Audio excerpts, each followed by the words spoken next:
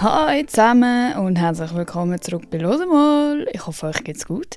Es ist der Samstag vor dem, dass die Folge sollte... Oh mein Gott, habe ich gerade gestockt, gelegt. Der Samstag vor dem, dass die Folge online kommt. Also so ein paar Stunden, basically, einen Tag, bevor es online kommt. Und ich hoffe einfach, ihr applaudiert gerade, dass ich überhaupt eine Folge aufnehme. Auf jeden Fall geht es heute um unpopular opinions. Und ich werde heute sehr oft das Wort müssen sagen und es tönt immer, ich kann das nicht aussprechen, was mein Ego kränkt. Aber we just move. Sogenannte unpopular opinions. Und zwar von euch und von mir. Ich tue euch zuerst meine erzählen. So, was mir in den Sinn kommt, wenn ich an das denke. Und dann, ich habe auf Insta eben einen Fragesticker gemacht, wo alle haben ihre unpopular opinions rein tun. Und die besten habe ich gescreenshottet, oder die, wo ich das Gefühl habe, ich kann etwas dazu sagen. Und über die reden wir.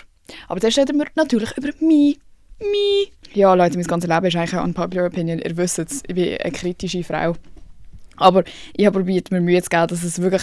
Ich hasse es eben, wenn unpopular opinions gar nicht unpopular sind, sondern so Common Sense.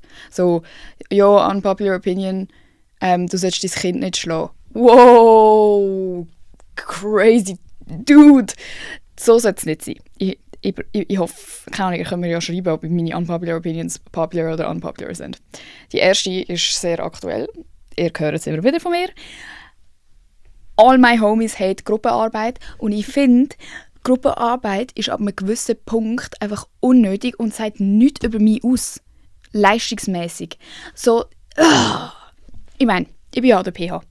Ich weiss, was die Benefits sind von Gruppenarbeit und es ist eine gute Lernform und so vom sich etwas merken können und so ist es viel besser, wenn man es zusammen bespricht und sich austauscht und so, anstatt wenn man einfach alles selber macht.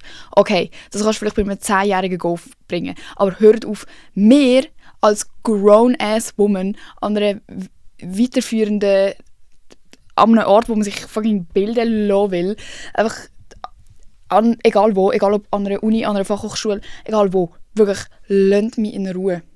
Lasst mich in Ruhe mit dieser Gruppenarbeit, mit irgendwelchen random ass Leuten, die ich noch nie in meinem Leben gesehen habe. Und dann plötzlich ist meine Leistung in diesem Modul, meine einzige Note in diesem Modul, abhängig von irgendwelchen Larifaris, wo ich nicht mal den Namen kenne. So in der Primar oder so ist ja fair. Du bist immer mit den gleichen Leuten in der Klasse und man kennt einander und man weiss, wer wie, was, wo, welche Stärke hat. Ich werde mit Leuten zusammengewürfelt an einem Scheissstudium, wo ich nicht einmal weiss, ob sie Gross-Kleinschreibung machen können. Und Spoiler, die meisten können es nicht. Das sind unsere zukünftigen Leben so ein Spass. Es gibt auch wirklich viele, die auch einfach normal und gut und gescheit sind. Aber es gibt halt eben auch die anderen. Und ich finde es scheiße, dass mir das aufgezwungen wird, dass ich dann trotzdem Gruppenarbeit mit jedem Larifari machen. Und dann heisst es eben noch, ja, im Lehrerberuf musst du das ja können, im Kollegium musst du dann mit allen anderen Lehrpersonen in deinem Schulhaus zusammenarbeiten können. Dort kannst du dann auch nicht einfach sagen, nein, mit dir lieber nicht. Erstens doch. Doch, habt ihr schon mal ein Schulhaus gesehen? Das ist ja der Gossip-Hof von der Welt. Lehrpersonen sind ja ewig in der Schulzeit gefangen. Das sind die grössten Gossip-Girls und Gossip-Boys und im Lehrerzimmer. Sind ihr schon mal in einem Lehrerzimmer gewesen? Nicht als Schülerin. Will man auch wirklich nicht. Wenn man das einmal gesehen hat, denkt man sich, oh wow, das hat man sicher nie im Leben irgendeine Lehrperson gern gehabt. Glaubt mir, wenn ich sage, niemand von diesen Lehrpersonen schafft wahrhaftig miteinander zusammen und kooperiert, wenn sie sich nicht gern haben oder nicht das Gefühl haben, es benefitet ihnen. Es ist kein Muss. Es gibt auch so Lehrer, die wirklich mit keinem anderen Lehrer in diesem Schulhaus reden, wo jeder weiss, das ist irgendein komischer Einzelgänger. Alle hassen den zwar, aber so trotzdem. Es geht. Ich finde nicht in Ordnung, dass ich mit anderen Leuten zusammen arbeiten können. Also ich hasse es. Es ist nicht, dass ich es nicht kann. Aber at some point kann man mich doch auch einfach in Ruhe lassen und nicht torturieren mit irgendwelchen dummen Leuten. Und das darfst du ja dann auch nicht sagen. Du darfst ja dann auch... Das ist ja pädagogisch nicht korrekt, wenn ich andere Leute für dumm halte. Aber dann sind halt einfach nicht dumm. Das ist auch meine unpopular opinion. Ich finde, man sollte sagen dürfen, dass Leute dumm sind. Und nicht so, ja klar, weisst, die Person kann halt einfach anders besser. Ja, das weiss ich schon. Ich weiss schon, dass auch nicht jeder muss Einstein sein und man hat seine Stärken und Schwächen und ich verlange auch von gar niemandem, dass er gescheit ist. Das ist mir wie egal. Sei dumm. Auch wenn ich irgendwelche POV, ich bin später Lehrerin, wenn ich von mir aus wirklich sehr schlechte SchülerInnen in meiner Klasse habe, ist mir doch gleich. Ich probiere denen dann schon helfen und so, man tut dann halt das Niveau anpassen und probiert so gut wie möglich zu fördern. Aber ich muss doch dann niemandem etwas vorspielen und sagen, ja, klar, oder? Du bist einfach... Du bist schon irgendwo gescheit. Du zeigst es vielleicht einfach nur nicht. Nein. Normalize. Und vor allem das Schlimme ist ja, dumme Leute wissen ja nie, dass sie dumm sind. Die so... Ich sage übrigens nicht, ich bin auch manchmal dumm. Aber eben, ich kann es wie selber sagen. Aber die Leute meistens, die dumm sind, meinen, sie sind mega gescheit und haben immer recht. Die so auf der Ecke sind, um so die Dummheit zu kippen, das sind die immer sagen, oh sorry, ich bin so dumm. Und bei jedem Scheiß so anfangen zu lachen und sich so mega schämen, weil sie sich wirklich mega dumm fühlen. Aber sie sind eigentlich gar nicht so dumm. Also wenn du so bist, hör auf zu sagen, du bist dumm. Du bist safe nicht so dumm, wie du meinst. Aber die ganz Dummen sind so dumm, dass sie nicht checken, dass sie dumm sind. Und jetzt da, meine unpopular opinion ist, normalize, einsehen, wenn man dumm ist. Und auch einfach dann vielleicht das Maul einmal mehr heben, wenn es um Sachen geht, wo man eben am besten nicht dumm wäre, um etwas zu entscheiden. Vor allem in Gruppenarbeiten. Wirklich. Oh Lord. Today drained me. Kennen Sie das Sound? So fühle ich mich jedes Mal, wenn ich gezwungen werde, mit jemandem zusammenzuarbeiten. Und das Schlimme ist ja auch, ich habe ja schon meine PH-Leute, ich habe meine Friends, aber meistens sind wir nicht im gleichen Modul, weil du kannst einen Stundenplan ganz selber zusammenstellen. Oder es heisst dann plötzlich so, ja, ihr müsst Gruppenarbeit machen, und zwar 4 bis 5 Personen. Und wir sind immer so zu zweit oder zu dritt. Wie meinst du jetzt das? Jetzt muss ich mich mit irgendwelchen Fremden zusammentun, nur um da so einen Reflexionsscheiß zu schreiben, der niemand juckt. Und im Fall, glauben wir, PH-Leute, Studenten und Studentinnen, sind alle gleich, inklusive mir. Jeder von uns meint, man sei mega gescheit und sind hure rechthaberisch. Und so ist ja logisch, wenn du Lehrperson werden wirst, meinst du irgendwie, du bist der Shit und kannst Leuten Zeug beibringen. Und dann hast du einfach einen Raum oder Saal voller Leute, die meinen, sie wissen es am besten.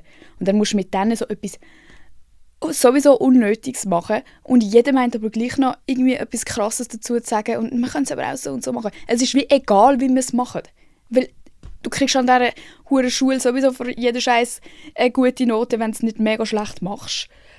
Und es ist wie gleich. Und dann fangen sie noch bei Sachen an, so zu tun, die im Fall nicht mal eine Note geben. Wo einfach so, du musst etwas machen im Modul. Und dann schwitzen sie so rein und wenn sie so sagen, nein, du musst das und das machen, nein, du musst... Und dann macht es nicht mal Sinn. Ich glaube, ich habe genug gerantet über dumme Leute. Ich sollte vielleicht nicht so oft dumme Leute sagen. Wenn das mein future Arbeitgeber sieht, I am so sorry. Dann kommen wir zu meiner nächsten unpopular opinion. Und zwar, dass so, wie man von Natur aus aussieht, immer am schönsten sein wird. Und ich weiss, Schönheit ist subjektiv und so. Aber ich finde, ich darf trotzdem eine Meinung haben dazu. Ihr seht immer am besten aus, so wie ihr auf die hure Welt gekommen sind. Und natürlich gibt es dort auch immer noch Vorlieben, was man jetzt schön findet selber und was nicht. Aber ich finde, so schmeicheln, könnte man vielleicht sagen. Deine natürliche Haarfarbe schmeichelt dir am besten. Deine natürliche Hautfarbe schmeichelt dir am besten. Also so, gerade wenn man so an Leute denkt, die so mega krass self-tannen, es sieht halt nicht gut aus, weil du bist nicht von dort. Du bist halt einfach weiss und du bist so geboren und so wie du geboren bist, ist es am schönsten. Hä? Also, es ist etwas anderes, wenn man im Sommer braun wird, sieht es natürlich bei allen mega slay aus. Aber das ist halt die natürliche Brüne. Und alles, was nicht natürlich ist, sieht halt einfach so komisch aus. Ich finde, entweder ist es ein bisschen wie sage ich das? Entweder bin ich so ein bisschen... Oh, ich kann es nicht sagen, aber ich habe auch das Gefühl, wenn jemand etwas machen lassen hat, sieht man das in echt immer. Wenn eine Nase nicht ins Gesicht passt, die gemacht ist, sieht man es. Wenn Lippen gemacht sind, sieht man sofort, es passt irgendwie nicht rein. Und das was ich vorher probiert habe zu sagen, was ich nicht ausdrücken kann, ist, dass ich das vielleicht auch nur denke, weil es mir nur bei den Leuten auffällt, wo es wirklich auffällig ist. Und vielleicht laufen ja den ganzen Tag Leute um, wo ich keine Ahnung habe, weil es so gut gemacht ist. Aber ich glaube eben nicht. Ich glaube, man sieht es immer. Auf Fotos und so ist es noch einfacher, auf Social Media so zu verdecken. Aber ich finde, wenn du ein Gesicht so in Real Life aus jeder Perspektive anschauen kannst und so in Bewegung, dann siehst du immer, dass sich zum Beispiel etwas nicht bewegt, dass deine Mimik nicht richtig funktioniert, weil du alles verspritzt hast, auch wenn es auf einem Bild mega slay aussieht. Und auch genau das mit der Nase. Leute, eure Nase, die euch gegeben worden ist, passt in eures Gesicht. Meine Nase ist auch überhaupt nicht so, wie man sich das wünschen würde, wenn man sich eine perfekte Nase wünscht. Aber sie passt irgendwie gleich auf meine Schnorren. Und glaubt mir, ich habe auch schon oft genug früher irgendwelche Bilder von mir gemacht, von meinem Side-Profile und dann so bearbeitet, um zu schauen, wie es aussehen würde und so. Aber es sieht einfach komisch aus, das bildet dann nicht mehr ein. Und dann gerade, wenn man so anfängt zu reden und das Gesicht bewegen, dann erst recht. So mit dem Pokerface, Modelface ist es vielleicht noch etwas anderes. Aber darum, meistens sieht das, was einem von Natur aus mitgegeben wurde, am besten aus. Ausser natürlich so kleine Sachen, finde ich so Mascara und so, das tut bei den meisten es auch wieder besser machen, obwohl es nichts mit Natur zu tun hat. Das widerspricht sich ein bisschen. Aber ihr redet so über Haarfarbe, Augenfarbe und so. Es gibt ja auch mega viele Leute, die so farbige Linsen drin machen. Zum Beispiel eine auf TikTok, die ich manchmal schaue, sie hat blaue Augen und sie tut jeden Tag braune Linsen drin, weil sie einfach ihre blauen Augen hasst. Was ja crazy ist, weil normalerweise sagt man ja, wow, oh mein Gott, du hast blaue Augen und so.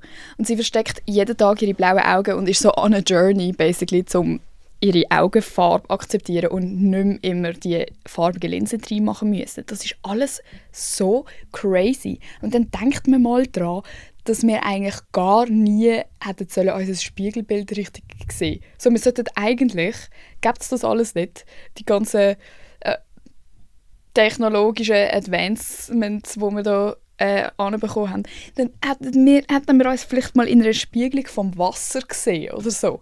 Und hat also gedacht, oh, Mensch, mehr sehe ich irgendwie auch nicht recht. Und wir können uns aufs Tiefste analysieren und alles Scheiße an uns finden und alles an allen anderen schöner finden und können es dann verändern, nur dafür, dass es nachher irgendwie nicht reinpasst und scheiße aussieht. Sorry. Wenn ihr etwas gemacht habt, sage ich nicht, ihr seht scheiße aus. Ich sage einfach, das vorher hat super gut ausgesehen und das ist auch immer noch etwas obviously, aber jetzt sind wir wieder, das sind keine unpopular opinions, wenn ich jetzt die ganze Zeit nachher noch sage, aber natürlich, jeder kann machen, was er will, jeder steht dazu, was er macht und so, ist ja klar, wenn ihr euch etwas machen wollt, dann macht es halt, aber meiner Meinung nach sieht man es immer und ihr seid delusional ab dem Moment, wo ihr euch etwas angefangen habt zu machen, weil man will dann immer mehr und merkt ja auch erst, wie einfach es eigentlich ist, etwas einfach so machen zu lassen. Wenn du einmal anfängst, irgendetwas operieren, denkst du, aha, das kann ich ja alles machen, ist ja hure easy gewesen. Habe ich übrigens auch in einer Doku gesehen von der Lena Glams oder irgendein Interview, wie sie das genau so gesagt hat. Das ist eine, die so BBL und alles gemacht hat. Und jetzt ist sie zum Islam konvertiert und will halt eigentlich alles rückgängig machen, aber kann sie halt nicht, weil sie zum Beispiel die Nase gemacht hat und so. Und das ist jetzt für sie, glaube ich, richtig schlimm. Darum denkt dran, ihr könnt immer noch religiös werden und dann ist es auch schlecht für euch. Abgesehen vom ästhetischen Aspekt, dass ihr einfach super schön aussehen, so wie ihr geboren sind. Dann habe ich etwas anderes, wo auch recht eine kritische, weiß auch nicht, eben ist unpopular. Und zwar finde ich, für das, dass unsere Generation, also Gen Z, so mega stolz drauf ist, dass wir so die sind, die so «Go, Mental Health!» Ja, Mental Health Awareness. Wir sind ja so die Generation. Für das sind wir mega geguckt. Für das sind wir so schlechte Menschen auch. So, schaut mal an, wie Gen Z datet. Noch schon. Was hat das mit Mental Health Awareness zu tun? Was hat das damit zu tun, dass wir die Generation sind, die aufwachsen oder erwachsen werden, auf jeden Fall mit psychologischem Wissen und Zugang zu Hilfe und Enttabuisierung von Themen und Normalisierung von Themen und Therapie und so. So, Bro, wie redet ihr alle den ganzen Tag über Therapie und hahaha. Und dann sind wir aber so. wir sind so ein bisschen Larifari, so ein bisschen lavern, aber nicht liefern. Den ganzen Tag über Mental Health reden und wie man ein guter Mensch ist und schaut auf euch selber. Und nachher im Moment, wo wir die Möglichkeit haben, reden wir Scheiße über alle, hassen alle, finden uns selber mega scheiße, hässlich, vergleichen uns mit allen und verarschen einander noch gegenseitig den ganzen langen Tag. Das ist ein bisschen peinlich, weil ich bin ein grosser Liebhaber von der Gen Z. I mean, wir sind auch einfach die lustigsten und einfach die authentischsten eigentlich. Aber eben für das finde ich es eben recht peinlich, wie wir dann trotzdem so ein bisschen das Boomerige in uns drin haben. Was ja auch Sinn macht, weil wir ja von so einer Generation großgezogen worden sind, wo halt noch so gewesen sind, aber ich finde entweder oder. Entweder tust du so einen auf ja, Mental Health ist das Wichtigste auf der Welt oder halt nicht, aber du kannst nicht so reden und nachher Fuckboy sein und Leute verarschen den ganzen Tag. Und das ist meine Meinung. Und ich weiss natürlich nicht, weil ich rede nicht so viel mit älteren Leuten, aber es nimmt mich wirklich mal Wunder, ob es in unserer Generation am meisten Fuckboys gibt oder ob es früher, also klar, früher hat es logisch auch Fuckboys gegeben, aber ich meine wirklich so Fuckboys, wo und Fuckgirls, aber ich tue jetzt einfach Fuckboys sagen, weil ich finde Fuckgirls ein mega komisches Wort. Ob die früher auch schon genauso operiert haben sie auch schon so Pläne gehabt und extra Sachen gemacht oder ist es früher mehr so ein Ding von ja, ist halt nicht so deep oder so. Und ich frage mich auch, ob man heute mehr fremd geht als früher. Weil früher ist halt nicht können die scheiden lassen. Das heisst, die Leute sind safe die ganze Zeit fremd gegangen, weil sie halt, also du hast halt wie müssen fremd gehen, wenn du keinen Bock mehr auf die gehabt hast. Aber früher war es wenigstens noch mega schlimm gewesen, wenn man das gemacht hat. Heutzutage geht jeder jedem fremd und das macht mir übrigens extrem Angst, weil haben ihr schon mal die Ohren geöffnet, so in egal welchem Kreis. Es können die nettesten Leute sein, es können die coolsten Leute sein, es können auch die opferigsten Leute sein. Es ist wie egal. Es sind die Reichen, es sind die Armen, es sind die Gebildeten, es sind die Ungebildeten. Egal wer, alle gehen fremd. Und du hörst von jedem Freundeskreis so die Leute, die genau wissen, wer wem fremd geht, aber die Person, der fremd gegangen wird, die weiß es auch nie. Und ich sage es euch, ich weiß es jetzt von jedem. Und auch von so Leuten, die so 10 Jahre zusammen sind. Ah ja, einmal in der Ferien, aber hast es nie gesagt, weil es wäre ja mega blöd. Was, du hast es nie gesagt? Hä? Okay, das heisst, die andere Person soll jetzt 10 Jahre mit dir zusammenbleiben, ohne das zu wissen. Und dann vielleicht irgendwann in 30 Jahren findet sie es raus und denkt, ja, geil, habe ich 30 Jahre mein Leben verschwendet. Für was? Für jemanden, der mir auf Malle fremdgegangen ist mit einem Kotzmaul. Kotzmaul ist mein neues Wort für Besoffene. Oh mein Gott. Ja, das ist wirklich... Boah, das ist übel. Ich darf nicht daran denken. Vor allem ist es irgendwo habe ich irgendetwas gehört, von wegen, dass jeder 4. fremdgegangen wird oder so etwas. Und dass dann so 4 Kolleginnen in einem Raum gesessen sind und so denken so, ja Bro, also jemand von uns, so rein theoretisch, könnte es jetzt getroffen haben. Bro, jede vierte geht fremd, oder was? Ich weiß nicht. Ich glaube, das ist Fake News, aber das könnte man mal recherchieren. Ich wüsste gerne, wie das früher war. Und ich glaube aber, wir haben ein bisschen eine Epidemie von Fuckboys und Fuckgirls und das regt mich einfach auf. Weil so, sag doch einfach, was du willst. Es ist gar nicht so crazy. Das ist so, seit 16 ist das nicht mehr so cool, einfach so tun, als würde man einander nicht wählen und so. Dann, eine andere unpopular Opinion, ich glaube, sie ist unpopular, ist, dass ich daran glaube, dass Leute sich verändern können. Also es gibt doch mega viele so Sprichwörter, irgendwie, okay, mir fällt gerade kein einziges in den Sinn, kommt gerade kein einziges in den Sinn, aber dass, wenn man einmal etwas macht, dass man es immer macht. Oder irgendwie so once a liar, always a liar und so Sachen. Und ich glaube, das stimmt nicht. Leider. Weil ich würde es gerne glauben, weil es würde mein Leben viel einfacher machen, weil wenn ich einfach alle Leute so abschreiben könnte. Aber dann schaue ich mich selber an und überlege, wie ich früher war und wie ich jetzt bin und merke so, aha, nein, ist jetzt auch nicht so fair, wenn ich von allen anderen Leuten sage, sie sind einfach gleich, seit sie 12 sind. Ich glaube, es kommt halt auch ein bisschen darauf an, in welchem Lebensabschnitt. Ich glaube, wenn du mit 50 ein Arschloch bist, dann bist du mit 60 höchstwahrscheinlich auch noch eins. Aber wenn du mit 20 ein Arschloch bist, dann musst du mit 30 nicht mehr ein Arschloch sein. Das kann ja so viel sich noch verändern. Aber ich glaube, es hat schon auch viel zu tun mit so eben Lebensabschnitt, wo allgemein viel Veränderung stattfindet und du so im Umschwung bist und auch immer wieder andere Leute kennenlernst, die dich vielleicht auch beeinflussen können und so. Und außerdem glaube ich auch nicht so mega fest an das ist vielleicht auch eine unpopular Opinion, dass man die Leute ist, mit denen man sich umgibt. Ich glaube schon, klar, es sagt schon etwas über dich aus, mit was für Friends du chillst und was du so erlaubst in deinem Leben und wer dich wie behandeln darf. Also weißt du, was du zulässt.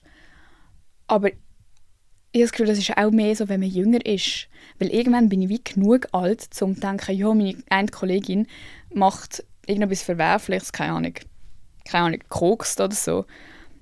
Aber ich bin dann alt genug, um zu reflektieren, dass ich es nie im Leben machen würde und aber auch zum Wissen, dass ja, okay, sie macht das halt und es macht sie nicht aus, weil vielleicht ist sie sonst ein toller Mensch, also hoffentlich, weil sonst würde es schon nichts bringen, wenn sie einfach nur blöd wäre und koksen würde. Aber so, ich habe das Gefühl, es gibt so viele Facetten von Menschen. Und wenn du wirklich so darauf gehen würdest, dass jeder Mensch, den du in deinem Leben hast und in dein Leben lässt, vollkommen mit deinen ganzen Ansprüchen, also deine ganzen Ansprüche irgendwie erfüllen kann und mit all deinen Werten übereinstimmt, dann hast du vielleicht, wenn du Glück hast, eine Person auf dieser ganzen Welt in deiner kleinen Bubble, wo du dich so bewegst, wo du finden kannst, wo 1:1 ist wie du. Und ich finde, das ist auch gar nicht der Sinn. Es ist ja nicht der Sinn, dass ich mich umgebe mit Menschen, die alle genau das Gleiche denken wie ich, dass ich die ganze Zeit wieder bestätigt wird in meinen Glaubenssätzen und einfach durch die Welt laufen kann und denken kann, ja, alle denken das Gleiche wie ich, das heisst, die ganze Welt denkt das Gleiche wie ich und es gibt nur meine Meinung und ich habe immer recht. Aber das ist ja das, was passiert. Das ist ja genau das Gleiche wie auf Social Media, dass man vom Algorithmus her immer das gefüttert bekommt, wo man selber gerne gesehen wird und darum dann denkt, das ganze Internet ist voll mit nur dem, was man selber cool findet. Gerade bei den Wahlen ist es immer so, wenn du linksorientiert bist, dann kriegst du nur Linkszeug angezeigt und denkst, geil, alle wählen links und so, kommt gut. Und nachher merkst du, fuck, what the fuck, es haben trotzdem alle rechts gewählt. So passiert dann auch Radikalisierung.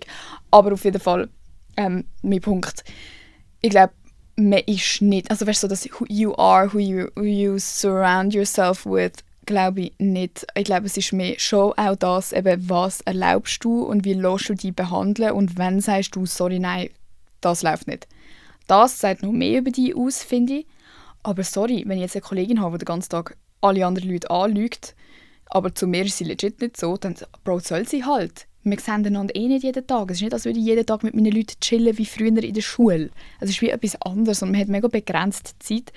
Und wenn du, ich meine, es gibt auch verschiedene Arten von Freundschaften und das mache ich auch immer mehr. Es gibt Kolleginnen, mit denen machst du ab, zum shoppen.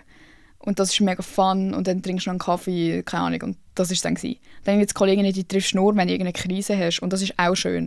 Und dann gibt es noch die, mit denen du zum Beispiel nur Sport machst. Oder, weißt du, was ich meine? Es gibt so Kolleginnen, Freundinnen, Freundschaften für spezifische Sachen und du musst nicht alle Friends für alles haben. Oder Ausgangskollegen zum Beispiel, wenn du in den Ausgang gehst und so. Das sagt doch jetzt nichts über mich aus, wenn ich eine Ausgangskollegin habe. Dann heisst es nicht, dass ich eine Partymaus durch und durch bin, sondern einem facettenreich. So.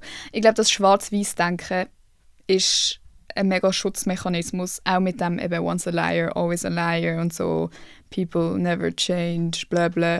Das ist halt mega einfach. Dann kannst du einfach alles in eine Schublade stecken und sagen, okay, ihr seid alle scheiße und gehst wie kein Risiko ein.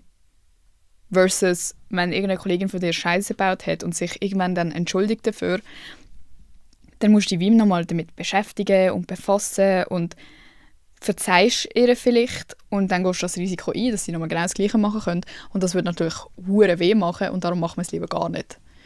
Und keine Ahnung, ich finde, das ist einfach unfair, weil ich wünsche mir auch, dass die Leute in meinem Leben sehen, dass ich nicht gleich bin wie früher. Und es hat auch schon ganz viele Leute in meinem Leben gegeben, die mir das Gefühl gegeben haben, dass ich mich nicht verändern kann. Und dass ich, ja, du bist ja eh noch so wie mit 14.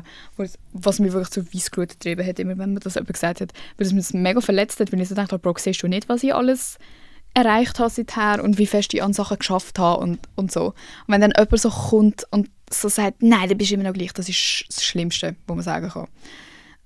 Darum glaube ich nicht an das. Denkt mal an euch selber. Ihr habt euch ja safe auch hure verändert. Seit, keine Ahnung, irgendwann. Stellt euch mal vor, irgendeinen Zeitpunkt. Dann ist die Wahrscheinlichkeit gross, dass es halt die meisten anderen Leute auch anbekommen, sich zu verändern. Und dass man auch mal zweite Chancen verteilen kann. Einfach nicht gerade 3., 4., 5., 6., 7., 8., 9., wenn es immer das Gleiche ist. Aber man muss auch sagen, es kann ja sein, dass du jemandem eine zweite Chance gibst im Bereich Loyalität oder so. Und dann das nächste Mal, wo du eine Chance verteilen musst an die Person, ist vielleicht im Bereich Offenheit oder so. Du kannst ja nicht alle nur verteufeln, weil sie einen Fehler gemacht haben und dann sagen, ja, das ist jetzt dein einer Fehler und du darfst jetzt halt einfach nie mehr etwas falsch machen, weil dann bist du weg vom Fenster. Wir werden alle die ganze Zeit Fehler machen und das Leben wäre wirklich sehr einsam, wenn die Leute uns nichts verzeihen würden. Ich meine, mir ist auch schon sehr viel verzeiht worden, auch ohne überhaupt mal darüber reden zu müssen, weil die Leute halt dann sich hoffentlich in meinem Leben trotzdem denken, ja, aber sie hat es vielleicht nicht so gemeint. Oder ja, mal schauen, was sie die nächsten Monate macht, vielleicht wird es ja besser und so. Und so ist das Leben. Es ist halt risikoreich und es macht weh, wenn es dann gleich scheiße ist. Aber we move, Leute. Wir können auch nicht alle abstempeln, nur weil es ein paar Arschlöcher gibt. Genau gleich wie ich weiss, mega viele Leute gehen fremd. Kann ich jetzt wegen dem nie mehr Freunde haben, weil ich mir denke, boah, es gehen alle fremd. Das funktioniert halt irgendwie nicht. Dann kommen wir zu einem ganz, ganz, ganz, ganz, ganz unpopulären Point, wo ich mir viel Feinde gemacht habe, schon in der Vergangenheit und wo ich mir auch immer, wenn ich das sage, Feinde mache. Aber ich hasse es, wenn Leute in meinem näheren Umfeld mich nachmachen. Und nicht mal mich nachmachen, aber so, wie meinst du das? Ich komme einmal mit einem neuen Pulli in die Schule und nächste Woche hast du ihn auch. Es ist nicht cool. Es ist nicht cool. Ich bin nicht so Gatekeeper und ich sage auch allen immer, von wo was ist und so und akzeptiere dann einfach meinen Fate, dass ich jetzt diesen Pulli nie mehr anlegen kann. Aber es regt mich halt einfach auf. Das scheiß Licht geht aus. Genau jetzt. Wer ist mir am Haunten? Hallo. Das ist der Geist von dieser blöden alten Ex-Kollegin von mir, sage ich. Sie lebt noch. Aber ich hasse das. So, auch wenn es so Basics sind, sage ich gar nichts. Wenn es ein weißes T-Shirt ist, das gut fittet, logisch willst du es auch. Kauf es dir. Aber wenn es so etwas ist, wo clearly Emma draufsteht, wieso musst du es denn haben? Was bringt es dir? Es sieht dann an dir nicht aus wie an mir. Es ist cool an mir, weil es zu meinem Style passt. Es passt nicht zu deinem Style. Wieso musst du mir nachmachen? Das war früher bei uns ein grosses Thema in unseren Friend-Groups. Immer. Alle immer einander nachgemacht. Ich hasse es. Es ist auch nicht mehr cool. Es macht wie mein Kleidungsstück uncool. Ich trage es dann nicht mehr gerne, weil ich denke, ja, jetzt ist es nicht meins. Jetzt ist es nicht meins. Und darum kaufe ich jetzt im Fall einfach nur noch Sachen, wo ich irgendwas Secondhand finde, was es wie gar nicht mehr gibt. Oder wo zu teuer sind, dass irgendjemand einfach so chillig nachkaufen würde. Oder wo ich legit nicht weiss, von wo es ist, weil ich es irgendwo random von irgendeinem Franzosen abgekauft habe. So läuft das jetzt. Weil es regt mich auf. Und ich hasse es auch, dass in dieser Economy nicht mehr sagen darfst, dass man einander nicht nachmachen soll. Weil wir sind ja Girls. Und wir sind nett und gönnerisch und nicht Gatekeeper. Ich tue nicht Gatekeeper und ich bin ein Girl. Aber hör doch auf, mir alles nachmachen, wenn es nicht einmal dein Vibe ist. Und du es nur nachmachst, weil es bei mir cool ausgesehen hat. Sorry. Ich weiss, ich habe mir Feinde gemacht. Aber es regt auf. Dann, das Letzte, was ich habe, ist das... Oh, das ist auch übel. Das darf ich auch nicht. Das würde ich so gerne mal in meiner Insta-Story so darüber diskutieren, aber ich habe die Nerven nicht für die ganzen Antworten, die kommen werden. Die meisten, allermeisten Leute, die sich ein Haustier holen, sollten kein Haustier haben. Wie meinst du das? Du holst dir einen Husky irgendwo in der Stadt Zürich und man sieht in der Stadt Zürich viele Huskies, weil es sind ja schöne Hunde und sonst muss ja alles wunderschön aussehen. Alter, wie meinst du das? Dann gehst du einfach einmal am Tag durch die Stadt laufen mit diesem armen scheiß Husky. Nur weil er zu essen kriegt und ihn vielleicht nicht verprügelt, heisst das nicht, dass er ein gutes Leben hat. So. Genau gleich wie die Leute, die nicht darauf schauen, was es bedeutet, was sie für einen Hund holen, zum Beispiel von der Rasse her. Habe ich auch einmal irgendwo in einem Video erwähnt oder in einem Kommentar oder so und die Leute sind auf mich los und haben so gesagt, nein, also mein Golden Retriever ist mega ruhig und braucht gar nicht viel Bewegung. Ja, das kann sein, es sind immer noch Individuen, aber ganz allgemein gesagt, holst du dir nicht einen Golden Retriever, nur weil er herzig aussieht. Ein Golden Retriever ist gemacht eigentlich zum Enteli fangen, bei der Jagd helfen, viel Bewegung haben, als Arbeitstier, gerade bei so Assistenzhund, Blindenhund-Sachen, so Sachen. Ein Golden Retriever ist nicht ein chilliger, herziger Hund, den du einfach kannst liegen lassen und nichts damit machen. In der Regel. Das regt mich so auf. Oder genau richtig, dann holen sie sich einen Dackel. Das ist ja jetzt der neue Trendhund. Ein Dackel. Weil sie sind klein und herzig und sehen aus wie Würste und du kannst sie in dein Täschchen stecken. Bro, ein Dackel ist ein Jagdhund. Und dann fragen sie sich, mein Dackel ist so schlecht erzogen. Irgendwie, der will immer zu allen hin und bellt alle an. Ja, es ist ein scheiß Jagdhund, der wahrscheinlich genauso viel Bewegung braucht wie die Tilda. Nur weil er ein kleiner Furz ist, macht es wirklich keinen Unterschied. Und du musst dich auch nicht fragen, wieso du einen bellenden Hund hast, wenn es ein Hund ist, der gezüchtet ist, um sich so zu benehmen. Dann holt er halt irgendeinen wirklich schnurzdummen Hund, der keine Ambitionen im Leben hat. Wenn man kann sagen, dass ein Hund Ambitionen hat, aber ihr wisst, was ich meine. Und das regt mich so auf, genau gleich wie die Leute bei mir kommentieren, fast täglich Leute, von wo hast du dein Ross, will auch eins kaufen? Bro, wenn du nicht weißt, von wo man ein Ross kauft, dann wirklich, lass es einfach wieder. Ja, ich habe jetzt 2 Jahre Reitbeteiligung gehabt. Ich glaube, es ist jetzt mein Zeitpunkt, um ein Ross zu kaufen. Nein, ist es wirklich nicht. Und ein Ross kaufen oder einen Hund kaufen ist auch nicht einfach etwas, was man mal macht und ausprobiert und wenn es einem dann nicht passt, kann man den wieder abgeben.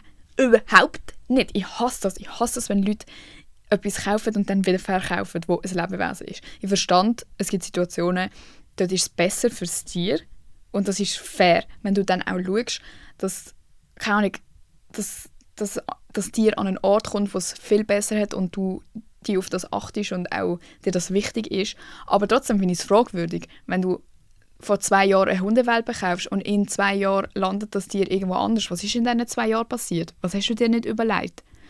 Ja, anderer Job. Sorry, ich finde, es liegt in unserer Verantwortung, wenn wir ein Tier in unser Haus nehmen, klauen von seiner Familie basically, das Geld dafür zahlen, dass wir auch unser Leben nach denen richten. Dann nimmst du halt den scheiß Job nicht an, wenn es nicht geht mit deinem Hund. What the fuck? Aber ja, wenn der Hund dann bei dir ein scheiß Leben hat, weil du lieber den Job hast als der Hund, logisch ist es dann gut, gehst ihn weg und lässt ihn nicht bei dir daheim verrotten. Das finde ich auch, es ist so ein bisschen schwierig, darüber zu reden. Aber trotzdem finde ich, die Leute kaufen sich viel zu schnell ein Tier. Genau gleich während Corona. Was zum Fick ist das gewesen? Jeder holt sich ein Tier. Oh, es ist gerade Lockdown, es ist langweilig. Holt sich ein Tier und guess what? Der hure Virus ist nicht das ganze Leben lang geblieben. Und dann 2 Jahre später hat es so überfüllte Tierheime gehabt wie noch nie. Was ist mit euch nicht gut? Das ist das Schlimmste, was man machen kann, meiner Meinung nach. Und bei mir auch in den DMs sind auch so oft Leute, «Hey, von wo hast du Tilda? Weil sie ist so schön weiss. Und wenn ich einen Golden Retriever wollte, dann halt auch so in ihrer Farbe.» Dann wollte ich mal fragen, von wo hast du sie, bei welchem Züchter hast du sie geholt? Alter, wenn du deinen scheiß Hund aussuchst, based on wie weiss er ist, dann bitte red nicht mit mir. What the fuck? Wie wär's mit «Hey, hast du sie von einem Züchter? Wie war es dort so gewesen? Hat er gut geschaut? Hast du ein gutes Gefühl gehabt dort? Sind sie gesund gewesen?» Nein, sie ist eben weiss. Bra. Wirklich bra. Ja, mein grösster Traum war es auch immer, einen Golden Retriever zu haben. Das ist wirklich mein Traum. Dann schau vielleicht, dass du erst mal einen Garten hast. Habe ich mich jetzt unbeliebt gemacht? Man weiß es nicht. Es ist mir auch so egal, weil es regt mich auf.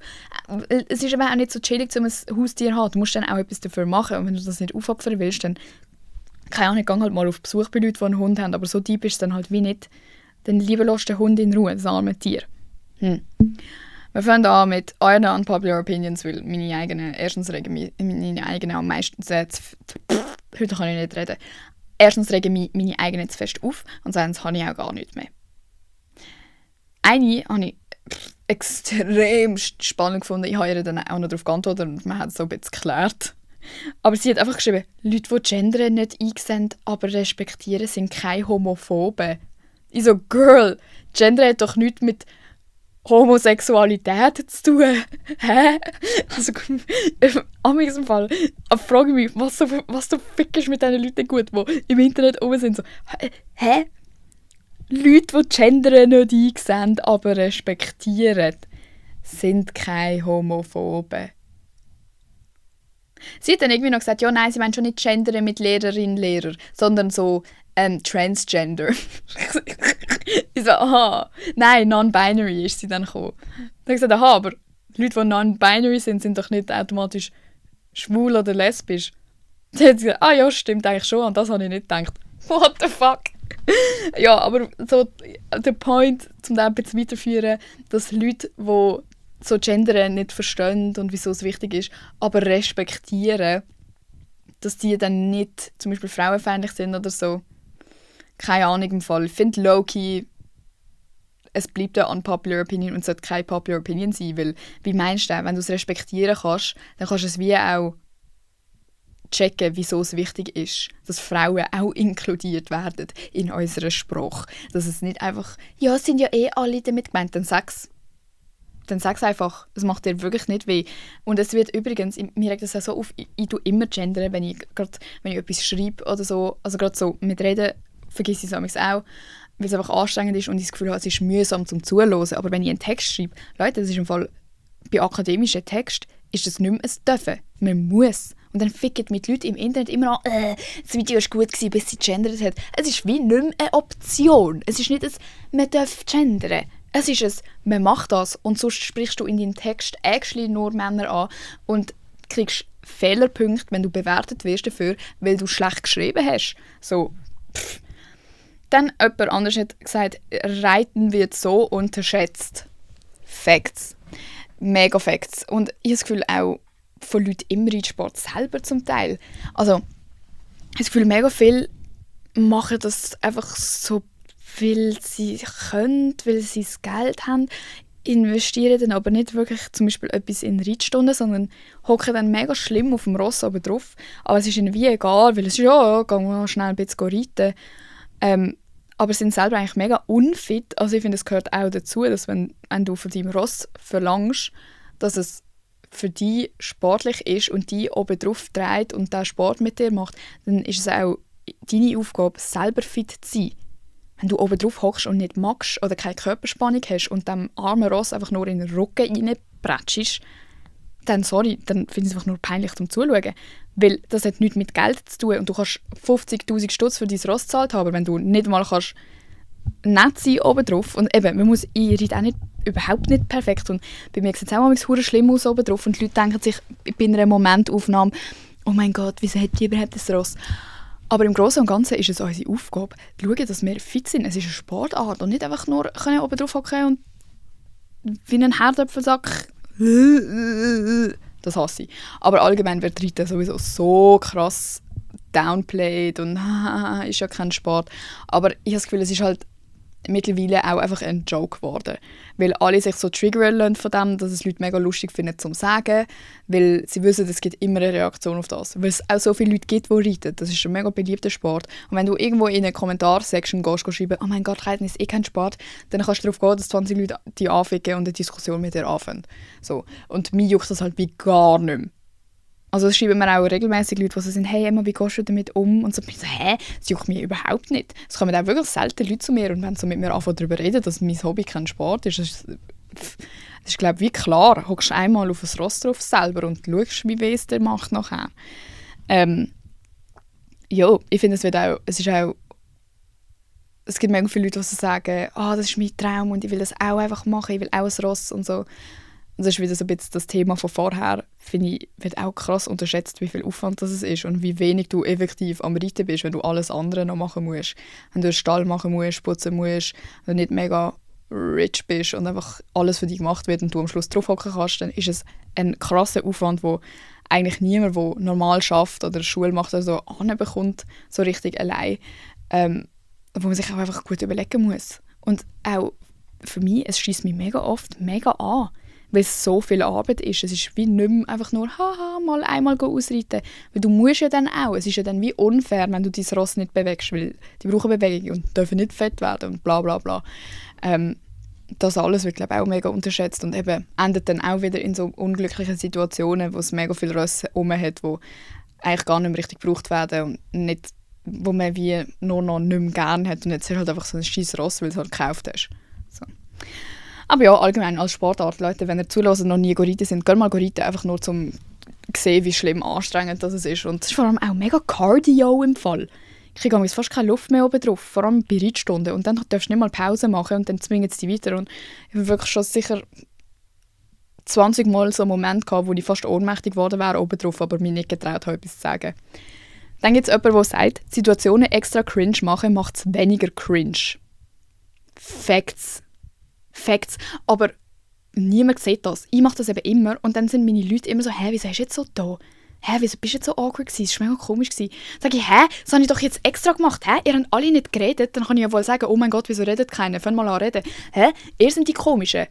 Oh mein Gott, letzte. Letzte waren wir in der Schule gewesen. Und die von unserem Modul sind alle mega introvertiert und haben alle auch so null Mimik. Also du checkst nicht, ob sie jetzt Anschiss haben oder Freude haben. Sie würden auch nie im Leben lächeln, wenn sie so in den Raum kommen und so. Und dann war Pause und dann stehen sie aber alle zusammen in einem Kreis vor das Zimmer und schweigen sich an. Sie sind einfach im Kreis gestanden und haben alle nicht geredet. Und meine Kollegin und ich, meine Sheila und ich, sind so auf einem Bänkchen gehockt und haben es so gesehen. Und ich so, oh mein Gott, dreh dich bitte mal um und schau, was sie machen. Und sie so umdreht, sie so, oh mein Gott, was passiert? Was machen sie? Und dann habe ich so gesagt, Bro, Meinst du, die wissen, dass sie nicht miteinander dort stehen? So, wenn ich in diesem Kreis gestanden wäre, ich hätte einfach gesagt, hallo, hat jemand etwas zu erzählen? Das habe ich auch am Anfang des Studiums immer gemacht, wenn man so mit random Leuten awkward rumgesessen ist, habe ich so gesagt, ja, okay, hat jemand etwas zu erzählen? So, wie alt sind ihr? Was macht ihr? Und dann mega viele Leute finden das mega unangenehm und sind dann so, du hast jetzt mega cringe gemacht. Es ist wie schon cringe gewesen, Mann. Es ist cringe, dass alle ignorieren, dass es cringe ist. Kann man nicht einfach offen sein und darüber reden, dass es gerade mega unangenehm ist und weitermachen. Ich hasse das. Ich kann auch, aber das ist auch ein bisschen mein Problem. Ich kann keine Ruhe ertragen. Wenn ich irgendwo in einer Gruppe bin, die Leute jucken mich wie alle nicht. Es ist nicht, dass ich mit denen befreundet sein will, aber lieber rede ich und erzähle etwas, als dass es ruhig ist und ich mich so unwohl fühle, weil ich so denke, wieso macht niemand etwas? Wieso ist es jedem so scheißegal, ob es jetzt cringe ist oder nicht? Ich mache das auch in Restaurants. Die Leute, mit denen ich essen gehe, begrüßen es nicht. Aber ich bin so deiner Meinung. Dann hat jemand geschrieben, Influencer sein ist nicht hart, aber man braucht ein grosses Selbstbewusstsein. Ich glaube nicht mal, dass man ein so grosses Selbstbewusstsein, weiss ich nicht, was du mit dem genau meinst, aber ich glaube nicht, dass man automatisch sehr selbstbewusst ist, nur weil man erfolgreich ist auf Social Media. Es gibt ganz viele, die mega unsicher sind und das ist ja etwas ganz anderes, wie du in der Welt rumläufst versus wie du einfach mit deinem Handy sein kannst. Aber I agree, dass es nicht ein mega anstrengender Beruf ist und bla bla bla. Es ist aber trotzdem ein Beruf und mental ist es schon etwas anderes als ein Bürojob. Aber das wäre es dann irgendwie auch gewesen. Also es ist mega viel Druck, aber das ist wie bei jeder Selbstständigkeit. Es ist einfach nur noch ein bisschen schlimmer mental, dass du halt 24/7 von jedem auseinandergenommen wirst und die so preisgeben musst und so den Meinungen ausgesetzt bist und auch davon abhängig bist irgendwie. Es ist ja wichtig, was die Leute von einem denken. Aber sonst, Bro, die ganzen Leute, die machen ja auch nur so Content, sind auch alle so blöd, die auf das reingehen und dann so diskutieren in den Kommentaren bei diesen Influencern, die so posten. Influencer sein ist ein harter Job und ich erkläre euch jetzt wieso. Also mein Tag fing an um 9 Uhr morgens, da musste ich erstmal mit meinem Hund spazieren gehen. Die machen das extra. Die machen das extra, um Views zu bekommen. Das ist Rage-Bait. Die machen es extra. Aber eben, allgemein, so Leute, die sind, also ich weiss nicht, was sie denken. Ich verstand den mentalen Aspekt, aber das war es dann gewesen. Es ist wie überhaupt nicht viele Stunden am Tag, wo man wirklich investiert in das, wenn man es effizient macht. Klar, man kann sich hure reinpsychen und den ganzen Tag am Handy hocken, weil man so gestresst ist und blablabla, aber so richtig machen tust du eben in dieser Zeit auch nicht. Aber ja, es braucht halt viel Mut und Überwindung, aber ob es Selbstbewusstsein ist, weiss ich nicht. Ich glaube nicht. Ein grosses Mitteilungsbedürfnis braucht man auf jeden Fall. Dann hat es mega viele gehabt, die gesagt haben, Clean Girl Aesthetic ist overrated oder scheiße oder Matilda Djerf ist overrated, auch die Haare sind overrated und so. Und ich finde wirklich auch, es ist halt, ich finde, es ist so, das auf Krampf wollen, so ein Clean Girl sein und sich so darstellen, wenn man es eigentlich nicht ist, finde ich mega cringe und schlimm und es tut mir auch mega leid für die Leute, die so das Gefühl haben, sie müssen das machen. Weil ich finde, man merkt mega schnell, wenn jemand wirklich eigentlich nicht so ist, aber sich so probiert in das Bild hineinzufügen, weil man denkt, das ist das Ideal und dann finden einem die Leute gut, wenn man so ist. Aber es gibt auch wirklich so Leute, die so sind und bei denen finde ich es dann wieder cool. Finde ich so, okay, Chapeau, oder? Aber trotzdem denke ich mir so, mit so Leuten würde ich halt nicht befreundet sein. Weil, wie meinst du das? Ich dürfte wahrscheinlich nicht mal so sitzen, wie ich jetzt hier sitze, weil es unangebracht ist und nicht cute. Und auch die ganzen Haare und so. Ich meine, ich bin ja sehr im Haargame drin und ich tue mega gerne meine Haare machen und laufe gerne mit schönen Haaren rum. Aber ich finde auch so, das mega krampfhafte «This is how to get the Matilda Djerf hair. Step 1. Wake up, Leute. Wir werden nie so Haare haben wie Matilda Djerf, genau. Weil sie einfach perfekte Haare hat, um das zu machen, den perfekten Haarschnitt hat, um das zu machen und auch von Natur aus übrigens gewellte Haare hat. Das heisst, es hat viel mehr Volumen in ihren Haaren und es hebt auch alles viel besser in ihren Haaren, versus wenn du so 40 gerade Haare hast, dann kannst du es eigentlich vergessen. So. Und man muss auch die Realität sehen, dass Matilda Djerf sehr viel Zeit frei hat in dieser Phase, wo das so gross wurde mit diesen Haaren, dass sie wahrscheinlich legit 2 Stunden am Tag einfach ihre Haare gemacht hat und dann an einem Tag mit wahrscheinlich 5 verschiedene Outfits shooten ist und die dann über eine Woche postet, die sieht dann nicht jeden Tag so aus, glaubt mir. Aber es ist halt so einfach so darzustellen. Aber wenn du ein normales Leben hast mit einem normalen Job, kannst du nicht jeden Tag mit so Haaren rumlaufen. Es ist auch, ich finde, das ist etwas schade. Dadurch, dass es so normalisiert wurde, dass jeder einen Dyson daheim hat und jeder jeden Tag schöne Haare macht und so, inklusive mir, ist es halt viel weniger speziell. Ich laufe jetzt wie jeden Tag mit gemachten Haaren rum, weil ich es hässlich finde, ohne bei mir. Aber es wäre viel cooler, würde ich einfach mal nur für Special Occasions so Haare haben und dann würde man sich so denken, chill, wow, girl. Aber jetzt ist es einfach komisch, wenn ich nicht so schöne Haare gemacht habe, dann denkt man sich, Bro, was hätte ich für Haare? Dann hat auch jemand geschrieben, nur weil PH nicht schwer ist, ist sie trotzdem anstrengend as fuck. Ja, ob es fuck, weiss ich noch nicht, weil ich auch noch nicht so lange dran bin. Ich glaube, im Partnerschuljahr wird es dann richtig schlimm. Das ist dann, wenn man wie einmal in der Woche in seiner Schule geht arbeiten und aber gleichzeitig alles andere weiterläuft an der PH. Das stelle ich mir schrecklich vor. Aber sonst, ich finde auch, es ist viel anstrengender, als man sagt. Und ich finde trotzdem aber auch, es ist ein mega dummer Scheissdreck, den man machen muss. Aber das Ding ist halt, man muss es machen.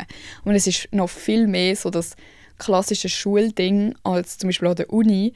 Weil an der Uni interessiert es gar nicht mehr, was du machst. Du musst einfach deine Prüfung absolvieren am Schluss. Und sonst ist es wie egal, ob du dort bist und nicht, was nicht. Und an der PH ist es wirklich so, du wirst halt angefickt, wenn du es nicht machst. Und du hast auch wirklich Abgaben jede Woche gefühlt, wo du irgendeinen Scheissdreck machen musst und auch den Sinn dahinter nicht wirklich siehst.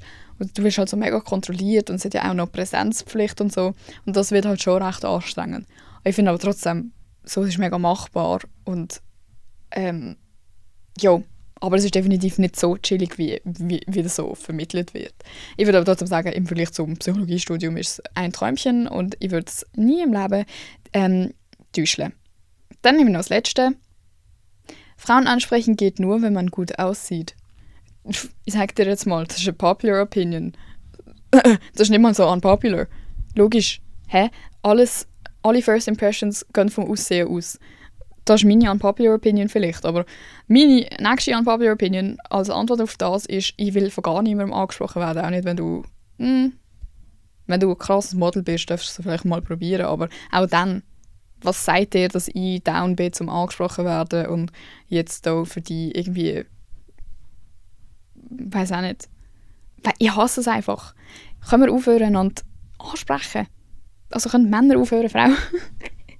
Das ist so eine unpopular opinion. Immer wenn ich über das rede, werde ich auch so geflamed. Weil, ja, aber wie soll man es denn sonst machen? Man kann es euch ja auch nicht recht machen, wenn man ganz respektvoll ankommt. Und ja, aber wir wollen auch nicht einfach rumlaufen und den ganzen Tag irgendwie einfach als irgendein Objekt angesehen werden, das man mal ansprechen kann, weil man will mich jetzt. Ist mir wie egal, ob du mich willst. Ich will einfach in den Coop. So. Wisst ihr, was ich meine? Ich hasse es. Und ich habe auch gerade letztens in der Insta-Story über das geredet. Ich frage mich, was man sich denkt, wenn man mich anschaut und denkt, man hat jetzt eine Chance bei mir. Und das klingt mega gemein, aber ich denke mir wirklich so, was habe ich ausgestellt, dass du meinen kannst, dass ich jetzt mit dir zusammenkommen oder sonst etwas, mit dir auf ein Date gehen. Ich bin einfach nur am Laufen und ich habe keinen Bock auf irgendjemand Fremdes, sorry. Es ist wie auch klar, wenn jemand einem anspricht, einfach so, ausser, keine Ahnung, du bist im Ausgang, hast schon miteinander getanzt und hast einen coolen Vibe miteinander gehabt, oder keine Ahnung, wie das alles abläuft. Aber wenn du mich einfach nur auf der Straße siehst und zu mir anläufst und sagst, wow, du bist so sympathisch, nein, bin ich nicht, du findest mich einfach hübsch. Und es juckt mich wie nicht, weil du hast keine Ahnung, wer ich bin und ich habe keine Ahnung, wer du bist und du sprichst mich jetzt an, based on meinem Aussehen. So. Darum finde ich so valid, dass man, wenn man schon angesprochen werden muss, dann bitte wenigstens von einem, der gut aussieht. Logisch will ich nicht von irgendwelchen komischen angesprochen werden. Ich sage nicht, dass wenn du nicht hübsch bist, dass du komisch bist, aber tendenziell haben wir alle die Chance zum hübsch aussehen. Meine unpopular opinion 2.0 zu diesem Thema. Ich finde nicht, dass es so ein Idealbild gibt und dann entweder entsprichst du dem oder nicht und bist hübsch oder nicht. Ich finde wirklich, die meisten Leute, die ich so rumlaufen sehe, denken mir so, du hast mega Potenzial, um so objektiv hübsch zu sein. Man muss halt einfach ein bisschen gepflegt sein und dann reicht es eigentlich auch schon. The bar is on the floor, Leute.